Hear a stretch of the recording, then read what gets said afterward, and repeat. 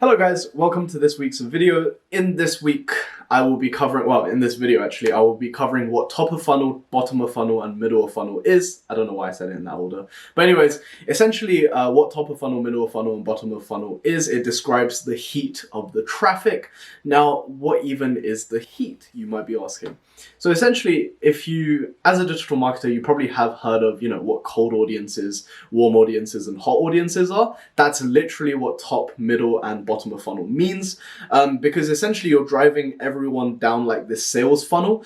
So imagine a literal funnel, at the top there's going to be the most people, middle slightly less, and then bottom, a lot less, and then it's going to turn into customers, so aka the people that actually go through the funnel and out the other end.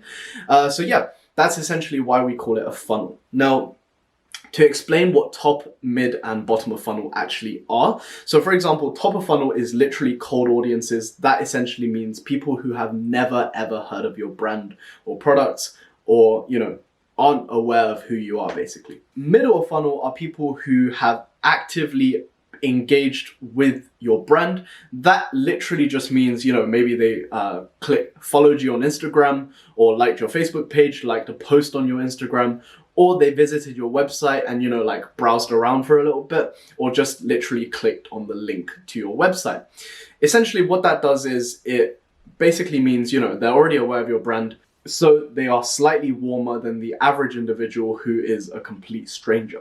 Now, bottom of funnel, what that is, it essentially describes really hot traffic. And the differentiating factor between warm and hot is literally just action, but more on a buying scale, if that makes sense. So for example, a big action that would turn warm traffic into hot traffic would be something like, they added a product to cart. This not only shows that they're really, really motivated to buy, but also it shows that they're actively invested into your brand, which is really, really good, because those are the low-hanging fruits and they are basically easy sales to make. Now, the reason why we categorize traffic is because, not all audiences and people who visit your website are equal. People who, add something to basket, they're way more qualified to buy, meaning they are easier to convert into actual customers. So by labeling the heat, so warm, cold, and hot of the audiences, you're able to kind of distinguish what kind of ads to serve each one, and each category dictates the kind of copy, the kind of media, and the kind of targeting that you want. So for example, at the top of funnel, so for cold audiences, you just want ads to make them aware of your brand. Maybe that could even just be like a view Instagram profile, or, check out this new post we have, or, just quickly visit our website. We have something cool going on there. So that would turn them into warmer funnel, come on, man. Sorry, this is my second time recording this video, but anyways, yeah, turn them into middle of funnel. And at middle of funnel, because they're already engaged with your brand, maybe they liked an Instagram post, for example, that means they already are aware of who you are. So you don't need to just be like, hey, this is our website, this is our product. They already know that. So what's really, really effective here are like video testimonials. So that really, really builds up the credibility for your brand. So if you're running, ads for like an e-commerce client, it will be really, really good to hit people in the middle of funnel with like video testimonials, or DPAs. Dynamic product ads are an amazing way to go here. For example, if someone, viewed a specific product, you're able to then hit them with the same media of that specific product, because, why would you view a product that you're not even interested in at all, right? So yeah, DPAs are very, very effective at converting warm traffic into hot traffic. And for hot traffic, you are literally running like basket recovery ads and things of that nature to really, really just drive home the buy and the checkout. So to do that, you might want to give them an extra incentive. So for example, check out now for an extra 10% off using checkout 10 as like the discount code or whatever. Now, you might be wondering, Boyan, why the hell do I even need to understand this? As soon as I get the client, I'm going to pass them off onto an account manager, aka media buyer anyways, to do the service delivery. Now, here's the thing.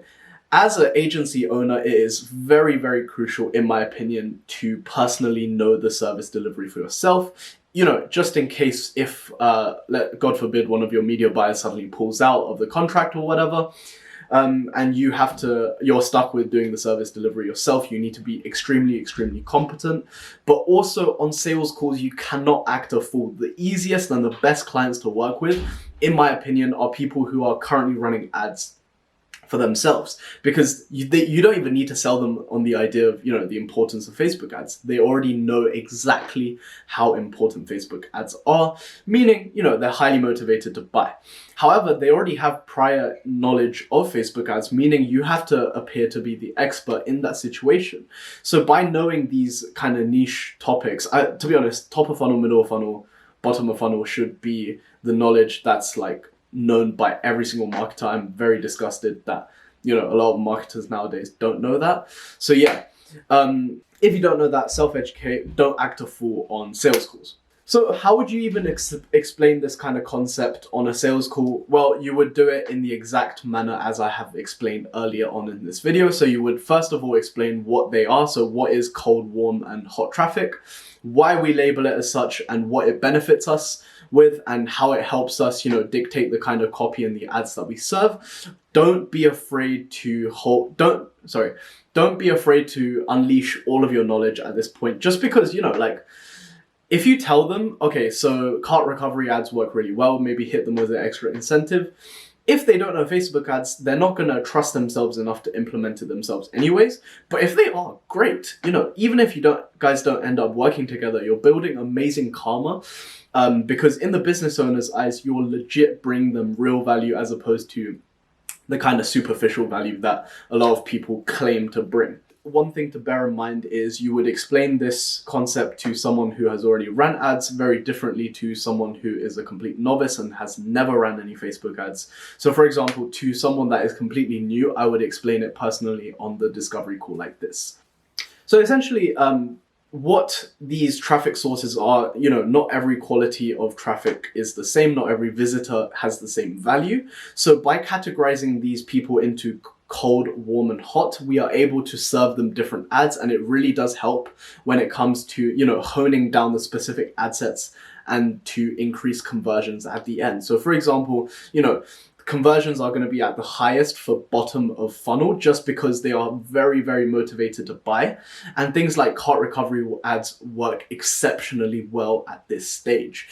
So for example, did you know, Peter, that, you know, like for e-commerce sites, the average cart abandonment rate is between 69 to 72%. Now, if we ran cart recovery ads, we are able to significantly decrease that. So if we are even able to decrease that by additional, like, let's say, if we were to reduce it down to about 50%, guess what? You just raised your sales by like over 35%. How cool is that, right? So yeah, that's how I would explain it to someone who is a complete novice. This will really help cement the value that you bring, and also affirms you as the authority in the sales call. So yeah, I hope you guys enjoy this video. Later on in this week's videos, I'm going to be going over how to actually close sales calls. So yeah, I'm looking forward to that.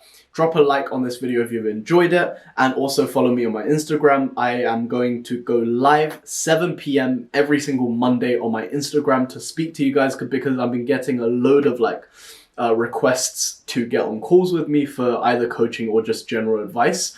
It's getting kind of to the point where I can't do that anymore, just because of the sheer volume of requests that I'm getting. So I'm gonna do like a half an hour to 1 hour Q&A session every single Monday on my Instagram live, completely free of charge. Just drop me a follow, or don't even follow me if you like, just tune in at the right time. So yeah, I'll see you guys later on, actually, because this video is going up Monday. So yeah, have a good day, guys, and I hope you found a ton of value. Stay subscribed. I'll see you guys tomorrow. Bye, guys.